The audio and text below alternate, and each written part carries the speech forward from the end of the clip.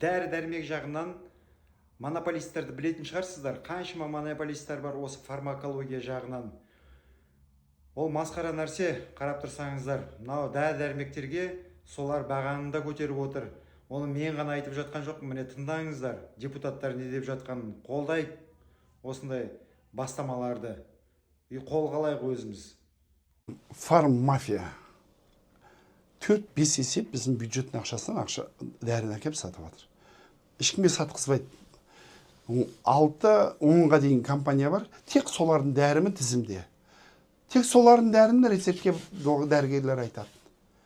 Соңғы 10 жылда дәрілер азайып кетті. Бұрынғы арзан дәрілер жоғалды. Мен өзім көп дәрілерді кеше шетелге звондап сұрап жатырмын, біреуін әкеп беріңдерші келе жатсыңдар. Мен дәріні емделемей жүрмін. Неге? Фарм-мафия билікке де қарамайды, министрге қарамайды, қатты күшейіп кеткен. Бұрын арттарында бұрынғы президентке жақын топтар тұрды. Біз қазір сол мәселені Базарбекпен көтердік. Ақша ұрлау түрі жаман. Мен көрсетіп жатырмын, министрдің өзінен көрсетіп. Мынау дәрі Виктоза. Бірақ компания шығарады әлемде. Жеке дәріханада 17 мың тұр.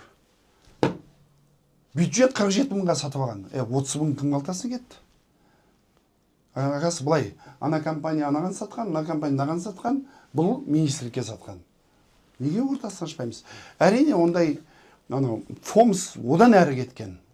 Ұрып жатыр ақшаны. Әрине ақша жетіспейді, басқа қарапайым адамдар барса оларға мүмкіншілік бермей жатыр. Министрге бағынбай ма олар? Әрине, министр қазір заңды өзгертіп жатыр. Біз сынағаннан кейін министр келді. Бақытжан Базарбек екеумізге. Айттым, мынаумен келісемін. Мынаны бақылауға алайық, мынаның тізімін қайттан қарайық, мынаны не қылайық деп, біз соны заңға енгіздік. Ол заң тамыз айының аяғынан кейін күшіне енді ғана енді. Әрине ол ұнамайды.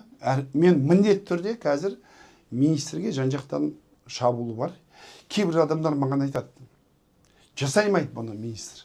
Фарм-мафия жоғары болған сондай, ертең осы министрді жоққа шығару мүмкін. Егер қатал бақыласа, сол себептен мен айтар едім.